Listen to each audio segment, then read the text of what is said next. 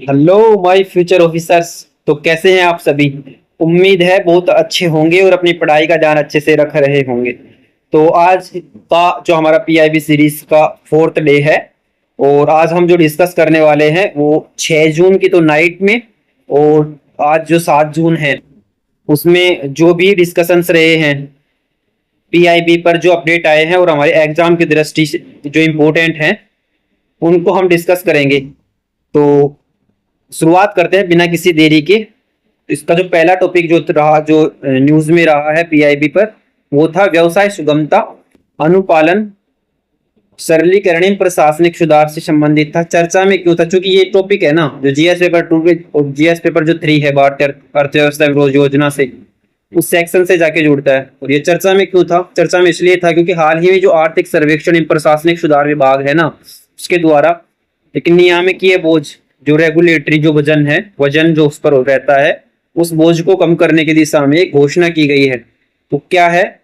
पहला ये है कि अनुपालन बोझ में कटौती कैसे? केंद्र सरकार के द्वारा प्रक्रियाओं को सरल बनाते हुए विभिन्न क्षेत्रों में लगभग 47,000 से अधिक अनुपालनों या नियमों को पूरी तरह से समाप्त कर दिया गया या डिजिटल रूप से सुगम बना दिया गया है। मतलब लगभग 47,000 से अधिक जो नियम थे उनको अब सरल बना दिया गया और डिजिटल रूप से या तो डिजिटल रूप में या फिर उनको समाप्त कर दिया गया, ताकि ये जो बोझ है ना, क्रियान्वयन का जो बोझ है, नियामकीय जो बोझ है, वो कम किया जा सके। इसके अलावा डिजिटल सुगमता की बात करें तो कॉर्पोरेट मंत्रालय मामलों के जो मंत्रालयों के द्वारा संचालित MC21, इसका जो संस्करण 3 है, एडिशन 3 है, और स्पाइस प्लस जो पोर्टल है उसमें स्टेट थ्रू प्रोसेसिंग मतलब STP को लागू किया गया। और ये करता क्या है कि मानवीय हस्तक्षेप के बिना जिसमें जो फॉर्म कोई भी अप्लाई करता है वो उसको स्वतः स्वीकृत करता है। क्या? STP, state through processing. ये कोई भी अगर कोई अप्लाई करता है, कोई फॉर्म वगैरह अप्लाई करता है व्यापार के उद्देश्य से, तो उसको क्या करेगा? ये स्वतः ही स्वीकृत कर देगा या अस्वीकृत या स्वीकृत करता है।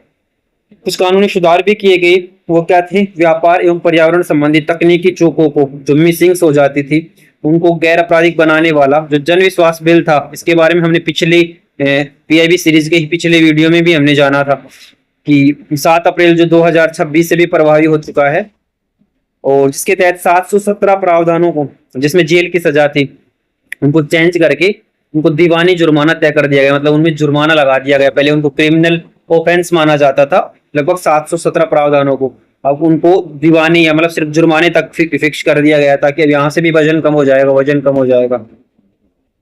इसके अलावा मूल्यांकन तंत्र की स्थापना की गई। राज्यों के मध्य प्रतिस्पर्धा बढ़ाने वाली व्यापार सुधार कार्य योजना, इसको शॉर्ट में BRAP बोलते हैं, उसका 8th एडिशन हुआ नवंबर 2025 में आरंभ हुआ, जिसे अब जमीनी स्तर पर जिला व्यवसाय सुधार कार्य योजना D से डिस्ट्रिक्ट और BRAP व्यापार सुधार कार्य योजना के रूप में कलेक्ट्रेट स्तर पर लागू किया जाता है। मतलब जिले के स्तर पर इसको मूल्यांकन तंत्र को व्यापार सुधार कार्य योजना के तहत लागू किया जाता है कलेक्ट्रेट स्तर पर। इसके अलावा गवर्नेंस मॉडल जो है उसके बारे में, यह प्रणाली अधिकारियों को विवेकपूर्ण शक्ति, मतलब गवर्नेंस जो मॉडल होती है वो अधिकारियों की जो डिस्क्रिशनरी जो पावर होती है, विवेकपूर्ण शक्ति को सीमित करती है, और प्रशासनिक जो लाल फीताशाही है, रेड टेपिज्म का उन्मूलन करती है। क्या? गवर्नेंस का ये जो मॉडल अपनाया जा रहा है। दीवानी बनाम आपराधिक कानूनों का सिद्धांत की बात करें तो तकनीकी एवं लिपिकीय भूलों को आपराधिक श्रेणियों से हटाना और कानून का शासन, रूल ऑफ लॉ को सुदृढ़ बनाना। इसके तहत जो एनवायरमेंट प्रोटेक्शन एक्ट है ना 1986 एवं वायु व जल निवारण अधिनियम जो है 1974 का, उसके तहत जो दंडात्मक ढांचे में व्यापक संशोधन किया गया है। जो ये 717 प्रावधानों को आपराधिक से दीवानी में बदला गया ना, तो एनवायरमेंट प्रोटेक्शन एंड EPA 1986 और वायु एवं जल निवारण एवं नियंत्रण अधिनियमों में मतलब जो सुधार किए गए हैं इसके लिए। वही सहकारी संघवाद BRAP जो हमने पढ़ा था, व्यापार सुधार कार्य योजना, राज्यों के बीच स्वस्थ प्रतिस्पर्धा को कॉम्पिटिटिव जो फेडरलिज्म है, मतलब एक राज्य दूसरे से कितना बेहतर है, किसके लिए? BRAP व्यापार के मामले में इसको बढ़ावा देता है। क्या? सहकारी संघवाद, और विकेंद्रीकृत शासन का एक मुख्य घटक भी है।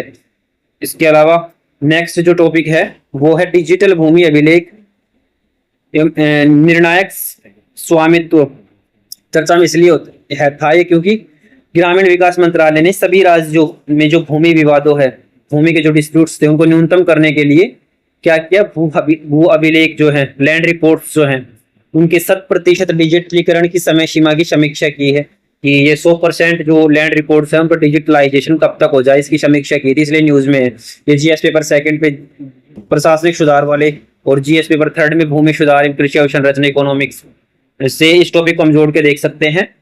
वहीं ULPIN जो है प्रणाली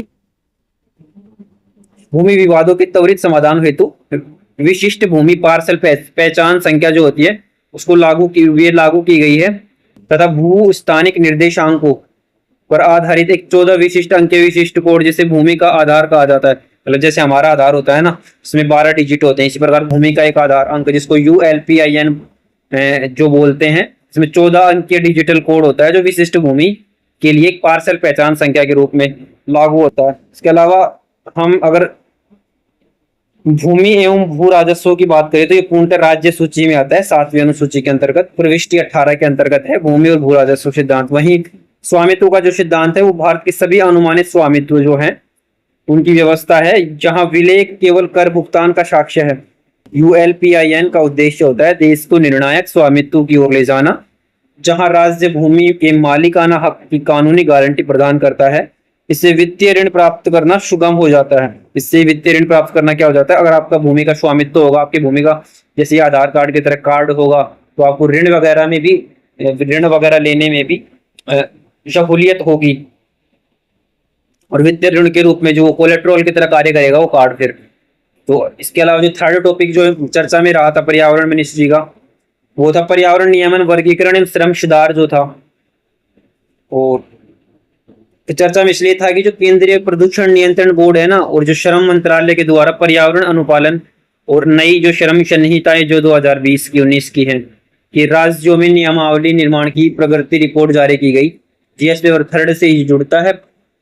इसके अलावा औद्योगिक वर्गीकरण के, इसमें जो औद्योगिक वर्गीकरण था उद्योगों को उनके प्रदूषण सूचकांक पोल्यूशन इंडेक्स के आधार पर मुख्य रूप से रेड श्रेणी, मतलब जो सबसे ज्यादा पोल्यूटेड होंगे, ऑरेंज जो रेड से तो कम होंगे लेकिन रेड की तरफ बढ़ रहे होंगे धीरे धीरे, ऑरेंज, ग्रीन जो बहुत कम प्रदूषण फैलाते होंगे, इन श्रेणियों में वर्गीकृत किया गया है किसको, उद्योगों को पोल्यूशन सूचकांक के आधार पर। संचालन की सहमति जो है कि वैधता को सरलीकृत कर दिया गया है, मतलब संचालन की सहमति को अब क्या कर दिया गया, इसको आसान बना दिया गया, सरल कर दिया गया। वहीं जो श्रम सुधार है OSH कोड 2020 में, जिसमें व्यावसायिक सुरक्षा, स्वास्थ्य, कार्य दशाओं से जुड़ी इस संहिता के माध्यम से 13 जो पुराने डिजिटल केंद्रीय श्रम कानूनों को एकीकृत किया गया था। इसके तहत पुराने जो इंस्पेक्टर राज के को बदलकर निरीक्षक शायद सुविधा करता इंस्पेक्टर कम फैसिलिटेटर का नया पद सर्जित किया गया। मतलब अंग्रेजों के जमाने के जो रूल्स जो बनाए गए थे श्रम को लेकर, कारखानों को लेकर, उन सभी को 2019 में 20 में 4 मेजर श्रम कानूनों में तोड़ दिया गया, बदल दिया गया। और जो इंस्पेक्टर राज था उसको चेंज करके इंस्पेक्टर कम फैसिलिटेटर के नाम से एक नया पद सर्जित कर दिया गया है। इसके अलावा इसकी स्टैटिक की अगर हम बात करें तो जो CPCB है, सेंट्रल पोल्यूशन कंट्रोल बोर्ड है, उसकी वैधानिक अवस्थिति की बात करें तो ये जो केंद्रीय प्रदूषण नियंत्रण बोर्ड है एक वैधानिक संगठन है। वैधानिक का मतलब कानून के द्वारा बनाया गया है। इसकी स्थापना जल प्रदूषण निवारण अधिनियम 1974 के तहत की गई थी। बाद में इसमें 1981 का जो वायु प्रदूषण निवारण एवं नियंत्रण अधिनियम भी इसके अधीन ला दिया गया था, जिसके CPCB के अधीन। एक जो मोस्ट इंपोर्टेंट बात याद रखनी है कि यह इसकी स्थापना जो की गई थी ना, वो एनवायरमेंट प्रोटेक्शन एक्ट 1986 के तहत नहीं की गई थी, बल्कि ये जो जल प्रदूषण निवारण एवं नियंत्रण अधिनियम है 1974 इसके तहत की गई थी CPCB की। तो अलावा श्रम का संवैधानिक उपबंध की बात करें तो श्रम किस में आता है, 7वीं अनुसूची की समवर्ती सूची में कंकरंट लिस्ट में आता है।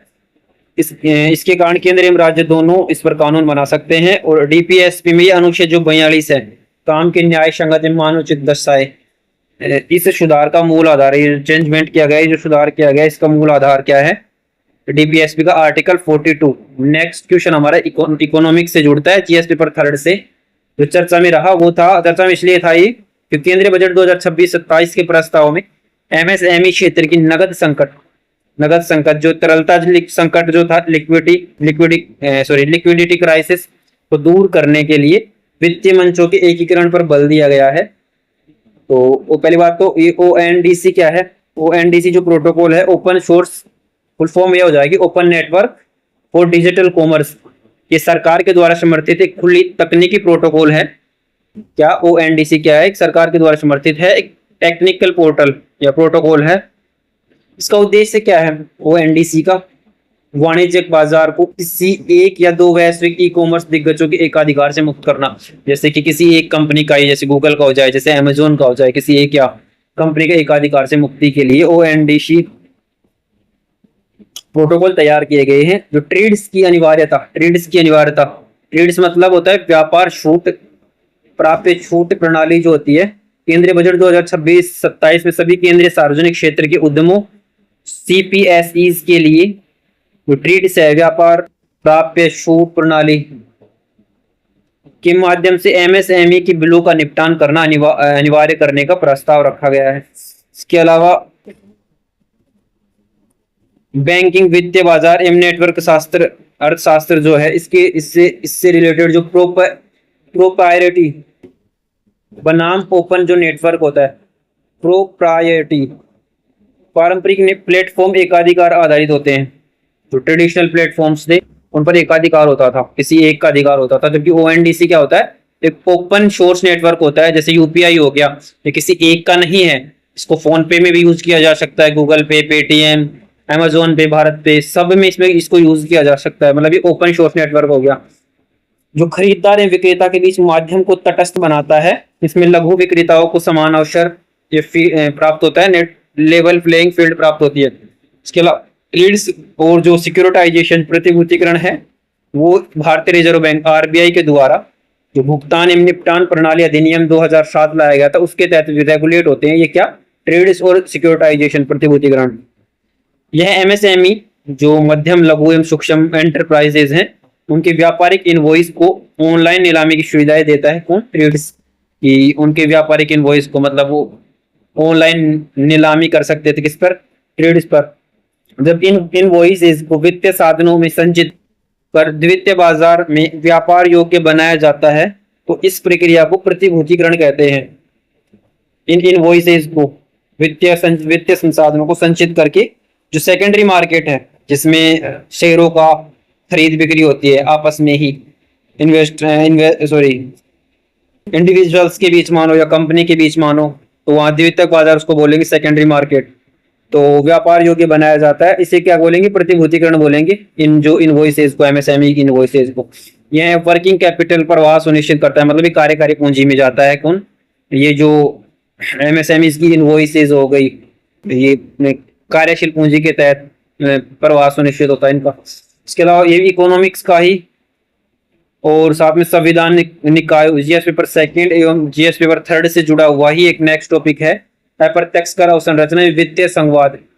हालिया वित्तीय चर्चा में क्यों था ये? हालिया वित्तीय आंकड़ों के अनुसार जीएसटी की मासिक कर संग्रह में निरंतर वृद्धि दर्ज की गई, जो अर्थव्यवस्था के औपचारिकरण को दर्शाता है। जीएसटी में कर संग्रहण है, उसमें वृद्धि दर्ज की गई। इसके लिए न्यूज में था, इसके लिए इस पर अपडेट आई थी। जीएसटी एन जो है नेटवर्क, जो है जीएसटी नेटवर्क और औपचारिकरण, जीएसटी नेटवर्क माध्यम सेवा कर नेटवर्क के माध्यम से संपूर्ण आपूर्ति श्रृंखला, सप्लाई चेन डिजिटल रूप से ट्रैक होती है, जिससे क्या होता है? कर चोरी में कमी आती है। अब ये जो नेटवर्क बनाया गया है जीएसटी एन, इस पर जो संपूर्ण आपूर्ति श्रृंखला, सप्लाई चेन अब डिजिटल रूप से ट्रैक करेंगे। अब मतलब फाइल्स का रिटर्न हाथ से लिखने का कोई काम नहीं, डिजिटल रूप से होगा, कहीं पे ट्रैक, कोई भी ट्रैक कर सकता है आसानी से, जिससे इसकी चोरी क्या हो जाती है? कम हो जाती है। मूल्य संवर्धन का सिद्धांत क्या है? जीएसटी एक गंतव्य आधारित उपभोग कर है। हाँ, तो डेस्टिनेशन बेस्ड टैक्स है जीएसटी। इसके करों में कैस्केडिंग प्रभाव, कैस्केडिंग प्रभाव क्या होता है? आपने कर लगाया, फिर दोबारा से उसी के ऊपर कर लग गया, टैक्स ऑन टैक्स को समाप्त कर दिया है। पहले आपने एक टैक्स के बार बार टैक्स, मतलब एक किसी प्रोडक्ट पर एक से ज्यादा बार टैक्स पर टैक्स लग जाता था, इसको कम करता है जीएसटी। जो डेस्टिनेशन में अभी लगता है, अंतिम जो खरीदार होता है, जो अंतिम वस्तु खरीद रहा है, उसको ये पे टैक्स चुकाना होता है, एक बार लगता है। टैक्स ऑन टैक्स की समस्या को खत्म कर देता है। क्योंकि इसमें केवल प्रत्येक चरण के वास्तविक मूल्य संवर्धन वैल्यू एडिशन पर ही कर दिया जाता है। पूर्व में चुकाए गए इनपुट टैक्स क्रेडिट कर की पूर्व में चुकाए गए कर की इनपुट टैक्स क्रेडिट मिलती है। तो ये क्या करता है, टैक्स ऑन टैक्स या कैस्केडिंग प्रभाव को कम करता है। जीएसटी परिषद के स्ट्रक्चर की बात करें तो आर्टिकल 279 ए के तहत गठित की गई वित्तीय संवाद को बढ़ावा देकर भारत का सबसे बड़ा एक एग्जाम्पल है ये। केंद्र सरकार के वोट का शेयर लगभग 1/3 है इसमें, और 2/3 है राज्यों का वोटिंग, सभी राज्यों को वोटिंग। किसी भी निर्णय को पारित करने के लिए 3/4 मतलब यानी 75% बहुमत की आवश्यकता होती है। केंद्र एवं राज्य अकेले कोई निर्णय नहीं थोप सकते। आपको ये बताना है कि आपने जीएसटी जो पढ़ी थी वो किस संविधान संशोधन के तहत लाई गई थी, और कौन कौन से आर्टिकल उस संविधान संशोधन के तहत संविधान में जोड़े गए थे, आपको ये बताना है, कमेंट बॉक्स में जरूर बताना है। इसके अलावा अगर नेक्स्ट हमारा जो टॉपिक जो चर्चा में था वो था एक कॉम्प्रिहेंसिव कवरेज आ रखी थी सार्वभौमिक स्वास्थ्य कवरेज पर, और जनसांख्यिकी संकेतक एवं खाद्य सुरक्षा के ऊपर। वाई इन न्यूज चर्चा में क्यों था ये? चर्चा में इसलिए था क्योंकि जो राष्ट्रीय स्वास्थ्य प्रोफाइल है एनएचपी, नेशनल हेल्थ प्रोफाइल, और नीति आयोग के स्वास्थ्य सूचकांक के द्वारा भारत के स्वास्थ्य संकेतकों में आए जो सकारात्मक सुधारों को रेखांकित किया गया। मतलब एनएचपी और जो नीति आयोग है उनके द्वारा जो स्वास्थ्य सूचकांक जारी किया गया था उसमें क्या क्या सुधार आए हैं उनको ये दर्शाता है। जीएस पेपर जो है उसके सेकंड से इसको हम जोड़ सकते हैं, उसका जो स्वास्थ्य सामाजिक क्षेत्र का विकास मानव संसाधन टॉपिक है उससे। अब इसमें क्या क्या कुछ फैक्चुअल इंफॉर्मेशन दे रखी है कि भारत स्वास्थ्य के क्षेत्र में कैसे कैसे कहाँ ग्रोथ हुई है, कहाँ अच्छे आउटपुट्स मिले हैं। जैसे एक पहले आउट ऑफ पॉकेट खर्च, मतलब पॉकेट के बाहर का जो खर्च हुआ है उसमें गिरावट आई है। 2021-22 में 39.4% पर आ गया था ये। पहले ये लगभग 62% खर्च जो पॉकेट में खर्च बचता, जो इनकम सेविंग बचती थी उसका 62% तो यही सी में खर्च हो जाता था। अभी इसको घटाकर लगभग 39% पर ला दिया गया है। इसके अलावा मातृ मृत्यु दर जो है एमएमआर, मतलब बच्चे के जन्म के समय जो माता की मृत्यु हो जाती है ना उसको मातृ मृत्यु दर बोलते हैं। अब ये घटकर 70 प्रति लाख जीवित जन्म हो गया है। मतलब अब 1 लाख पर केवल 70 महिलाएं ऐसी होती हैं जो एमएमआर मातृ मृत्यु दर की शिकार होती हैं। इस पहले कितनी थी ये? इसके साथ ही भारत ने संयुक्त राष्ट्र के सतत विकास लक्ष्य एसडीजी 3.1 के वैश्विक लक्ष्य की समय सीमा 2030 से, मतलब एसडीजी का जो लक्ष्य था 3.1, उसमें भी एमएमआर को कम करने की बात कर रखी थी प्रति लाख पर 70 से कम। उसको भारत ने, समय सीमा तो 2030 की थी लेकिन भारत ने क्या किया, 2030 से पहले इसको प्राप्त कर लिया। इसके अलावा टीकाकरण अभियान की बात कर रखा है कि भारत का जो टीकाकरण कवरेज है लगभग 98.4% यानी 98.4% हो गया है। भारत में जो वर्ल्ड हेल्थ ऑर्गेनाइजेशन के द्वारा बनाई गई 2015 में मातृ एवं नवजात टेटनेस मुक्त घोषित किया गया है। मातृ एवं नवजात टेटनेस मुक्त घोषित किया जा चुका है कभी 2015 में। वर्तमान में गर्भाशय गिरवा कैंसर जो है, जो सर्वाइकल कैंसर है, उसके तहत जो 14 वर्ष की बालिकाओं के लिए HPV ह्यूमन जो पेपिलोमा वायरस है उसका राष्ट्रीय टीका दिया जा रहा है। इसके बारे में डिटेल्स में वीडियो मैं बना दूंगा। अगर आप कमेंट बॉक्स में कमेंट करते हो कि ये क्यों, मतलब कैसे चलाई जा रही है, ये जो स्कीम है ये क्या है और किससे इंस्पायर है, तो इन सभी के बारे में, क्योंकि ये जो वैक्सीन है ना ये केवल सरकारी हॉस्पिटल्स में लगाई जाती है। खाद्य सुरक्षा RUCO पहल, भारतीय खाद्य सुरक्षा मानक प्राधिकरण जो है फसाई के द्वारा उपयोग किए जा चुके कुकिंग ऑयल UCO के पुनः उपयोग, मतलब एक बार आपने तेल का यूज कर लिया कुकिंग ऑयल का, आप उसका पुनः उपयोग को रोकने के लिए और उसको बायोडीजल में परिवर्तित करने के लिए जो RUCO है, रिपर्पज यूज कुकिंग ऑयल पहल स्टार्ट की गई है। किसके द्वारा? Food safety and standard authority of India के द्वारा, FSSAI के द्वारा, और भारतीय खाद्य सुरक्षा FCI के द्वारा, ताकि जो एक बार यूज करने के बाद जो कुकिंग ऑयल है उसको बजाय पुनः यूज के बायोडीजल में परिवर्तित किया जा सके। इसके अलावा स्वास्थ्य के बारे में कुछ स्टैटिक की बात करें, जो हमारे बेसिक कंसेप्ट है उसको लेकर, जो 7वीं अनुसूची में स्वास्थ्य, लोक स्वास्थ्य एवं स्वच्छता किसका? राज्य सूची का विषय है, जो प्रविष्टि 6 का विषय है। इसके अलावा सर्वोच्च न्यायालय ने पश्चिम बंगाल खेत मजदूर समिति जो विवाद हुआ था 1996, ये इंपॉर्टेंट इसलिए विवाद है क्योंकि इसको 30 साल कंप्लीट हो चुके हैं। तो इसके तहत संविधान के अनुच्छेद 21 पश्चिम बंगाल खेत मजदूर समिति विवाद है। इसके तहत अनुच्छेद 21 जीवन का अधिकार सरकार के पर नागरिकों को चिकित्सा सहायता प्राप्त करने का बाध्यकारी दायित्व सौंपता है। नागरिकों को चिकित्सा सहायता प्राप्त करने की किस पर? सरकार पर। राष्ट्रीय स्वास्थ्य नीति आई 2017 की, इसको भी 2027 में 10 साल कंप्लीट हो जाएंगे। तो लोक व्यय को जीडीपी का लगभग 2.5% तक बढ़ाने का लक्ष्य रखा गया है, इसमें रखा गया था एनएचपी 2017 को। इसके अलावा जैव विज्ञान की बात करें तो कैंसर और वायरस, जो सर्वाइकल जो कैंसर है, गर्भाशय गिरवा कैंसर जो है, वो मुख्य रूप से एचपीवी के द्वारा होता है, ह्यूमन पैपिलोमा वायरस, जो कि एक प्रकार का डीएनए वायरस है। एचपीवी जो है, यह विश्व का एकमात्र ऐसा कैंसर है जो समय पर वैक्सीन देकर पूर्णतः रोका जा सकता है। एकमात्र ऐसा वायरस है, कैंसर है, कैंसर एकमात्र, मतलब ऐसा कोई यूनिक, मतलब एक अपने आप में यूनिक प्रॉपर्टी रखता है कि भाई इसको समय से इसका वैक्सीन दी जाए तो इसको रोका जा सकता है, सर्वाइकल एचपीवी।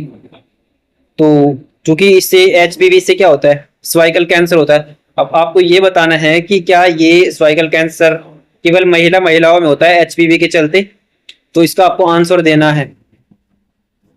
फसाई की बात करते अवस्थिति एवं विज्ञान, food safety and standard authority है, खाद्य सुरक्षा मानक अधिनियम 2006 है, उसके तहत स्वास्थ्य एवं परिवार कल्याण मंत्रालय किस मिनिस्ट्री के तहत काम करता है? Ministry of health and family welfare के अधीन एक वैधानिक निकाय है, मतलब कानून के द्वारा बनाया गया ये कानून रहा। फसाई एक्ट 2006, 20 साल कंप्लीट हो गए इस एक्ट को, तो मोस्ट इंपोर्टेंट एक्ट हो जाता है। बार बार कुकिंग ऑयल को गर्म करने से उसका जो टोटल पोलर कंपाउंड्स होते हैं टीपीसी, उनका निर्माण होता है जब तेल में टीपीसी की मात्रा 25% से अधिक हो जाए, तो ये अत्यधिक कैंसरकारी हो जाता है, कार्सिनोजेनिक हो जाता है, जिसे कानूनन रूप से प्रतिबंधित किया गया है। इसलिए जो बार बार तले हुए तेल का जो हम चाट खाते हैं, जैसे समोसे वगैरह हो गए, इसको बार बार एक ही तेल में तला जाता है, ये कैंसरकारी होते हैं। तो ध्यान रखना है, हमें इससे बचना है। अंतरराष्ट्रीय व्यापार, कृषि निर्यात अवसंरचना एवं वैधानिक निकाय हमारा नेक्स्ट टॉपिक है, जो इंटरनेशनल ट्रेड की बात करता है और कृषि की, एक्सपोर्ट की, इंफ्रास्ट्रक्चर के वैधानिक निकाय की बात करता है। जीएस पेपर 3rd से ही जुड़ता है। अंतरराष्ट्रीय व्यापार मुख्य फसल एवं कृषि भंडार का उत्पादन एवं निर्यात से जुड़ता है। वाई इन न्यूज कर चर्चा में इसलिए था क्योंकि जो वाणिज्यिक मंत्रालय की जो हालिया रिपोर्ट आई है उसके अनुसार भारत में गैर पारंपरिक कृषि क्षेत्रों जैसे झारखंड का जनजातीय क्षेत्र में वैश्विक बाजारों में प्रीमियम फलों के निर्यात के रिकॉर्ड में वृद्धि देखी गई है। जैसे झारखंड का जनजातीय क्षेत्रफल हो गया, जो गैर का पारंपरिक मतलब कृषि के लिए इतने फेमस नहीं है, फिर भी इनमें क्या वैश्विक बाजारों में जो फलों के निर्यात में रिकॉर्ड वृद्धि देखी गई है। एग्जाम्पल भी दे रखा है, जैसे झारखंड का जनजातीय क्षेत्र। कृषि निर्यात की बात करें तो एपिडा जो है उसने झारखंड में सिमडेगा जिले की एक पूर्णतः महिला संचालित कृषक उत्पादन कंपनी एफपीसी में आम्रपाली आम कंपनी का नाम की पहली वाणिज्यिक खेप को सफलतापूर्वक यूनाइटेड किंगडम लंदन के लिए निर्यात करके रणनीतिक सहायता प्रदान की है। किसने? अपेडा ने सहायता की है। किसकी? क्योंकि अपेडा का काम ही होता है कि कृषि के निर्यात को बढ़ावा देना, उसके लिए कदम उठाना। तो ये जो कृषक उत्पादन कंपनी है पूर्ण महिलाओं की, झारखंड के सिमडेगा जिले में, तो इन्होंने जो आम्रपाली आम की पहली वाणिज्यिक खेप कहाँ भेजी है? लंदन भेजी है, यूनाइटेड किंगडम लंदन भेजी है, और इसकी हेल्प की है किसने? अपेडा ने। इसके अलावा भारतीय नियामक दस्तावेजों की बात, अंतरराष्ट्रीय व्यापार में मूल प्रमाण पत्र रूल्स ऑफ ओरिजिन एक वैधानिक प्रमाण पत्र है जो निर्धारित करता है कि कोई वस्तु किस देश में निर्मित हुई है, और एफटीएज के अंतर्गत सीमा शुल्क मतलब मुक्त व्यापार समझौते के तहत सीमा शुल्क पाने और तीसरे देशों के माध्यम से होने वाली अवैध डोपिंग जो है उसको रोकने का मुख्य साधन क्या है? ये व्यापार नियामक दस्तावेज जारी किया जाता है, एक प्रकार का सर्टिफिकेट हो गया जो किसको रोकेगा? एक तो वैधानिक प्रमाण पत्र होगा, तो एफटीएज के अंतर्गत जो सीमा शुल्क रियायतें पाने वाले देश, और अवैध जो डोपिंग मतलब बिना किसी कर वगैरह के माल को लाकर थोप देना किसी देश पर, तो अवैध डोपिंग बोलते हैं इसको, बिना परमिशन के, तो उसको रोकने का प्रयास करेगा ये व्यापक नियामक दस्तावेज। इसके अलावा अपेडा की बात करें तो कृषि एवं प्रसंस्कृत खाद्य उत्पाद निर्यात विकास प्राधिकरण अपेडा की बात करें तो ये भी एक वैधानिक निकाय होगा जो संसद के अधिनियम अपेडा एक्ट 1985 1985 जो बनाया गया एक वैधानिक निकाय है। इसमें जो हमें बहुत इंपॉर्टेंट चीज याद रखनी है कि स्टेटमेंट देकर पूछ सकता है कि यह संस्थान कृषि मंत्रालय के अधीन आता है, ये गलत है। काम जिस बेशक करता है निर्यात का उत्पादन, कृषि उत्पाद का, कृषि में जो फूड प्रोसेसिंग होते हैं उन प्रोडक्ट्स के निर्यात का, लेकिन ये कृषि मंत्रालय के तहत काम नहीं करता, बल्कि ये प्रसंस्करण आता है। देखो प्रसंस्करण का काम किसमें आता है? सेकेंडरी क्षेत्र में आता है, उद्योग, खंड उद्योग में आता है। उद्योग से तो उद्योग को इतना याद आ जाएगा कि प्रसंस्करण जो होता है ना, वो जो निर्यात वगैरह है, प्रसंस्करण करके निर्यात वो आता है उद्योगों में। और इसीलिए तो इसका मिनिस्ट्री आपको याद आ जाएगी, मिनिस्ट्री ऑफ वाणिज्य उद्योग मंत्रालय के द्वारा अपेडा इसका नोडल एजेंसी है, मतलब प्रशासनिक नियंत्रण कार्य करता है। संरक्षणवाद बनाम मुक्त व्यापार की बात करें तो रूल्स ऑफ ओरिजिन, मतलब जिस देश में वो पैदा हुआ है, विश्व व्यापार संगठन WTO के सिद्धांतों के तहत एक वैध गैर टैरिफ उपाय है नॉन टैरिफ मेजर्स हो गया रूल ऑफ ओरिजिन। इसका उपयोग देश अपने घरेलू बाजार में डोपिंग से बचाने के लिए करते हैं। कि अगर जैसे अभी अगर करंट हालिया में बात करें तो जैसे चाइना से टॉयज पर अगर भारत में टैक्स लगता है, कस्टम ड्यूटी वगैरह लगती है, आयात शुल्क जो लगता है, टैरिफ लगता है, तो इससे बचने के लिए वो क्या करते हैं, वो पहले भेजते हैं म्यांमार भेजते हैं या तो माल को, या फिर इधर थाईलैंड वगैरह भेजेंगे, वहां से जो माल आएगा उन पर भारत नहीं लगाएगा डोपिंग वो टैरिफ। तो इनडायरेक्ट जैसे माल तो चाइना का पहले आएगा म्यांमार से भारत में पहुंचा देंगे, तो टैरिफ से बच जाएंगे। इसको भी अवैध डोपिंग बोलेंगे। तो इसको रोकने के लिए ये व्यापार नियामक दस्तावेज जरूरी है और घरेलू बाजार को डोपिंग से बचाने WTO के मूल सिद्धांतों में काम करता है, origin of the rule of origin के सिद्धांतों पर काम करता है।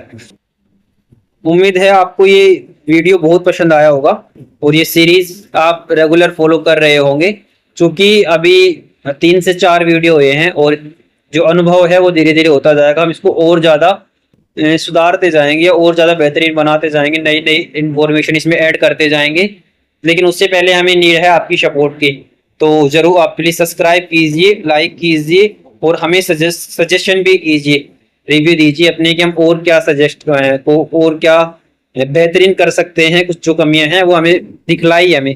तो आज की वीडियो में इतना ही, धन्यवाद, मिलते हैं नेक्स्ट वीडियो में। और हाँ, जो मॉडर्न इंडिया की जो सीरीज हमने स्टार्ट की है उसको देखना ना भूलना, क्योंकि वो वैल्यू एडिशन में भी काम करेगी। क्विक रिवीजन तो है ही, साथ में क्या होता है कि नोट्स पढ़ लेते हैं, नोट्स पढ़ने के बाद में हमें ऐसा लगता है कि यार बहुत कुछ छूट रहा है, तो अगर आप ये वीडियो साथ में नोट्स कंप्लीट करने के बाद ये वीडियो और देख लेते हैं तो रिवीजन तो होगा जो होगा, कुछ वैल्यू एडिशन भी कर लोगे आप नोट्स का।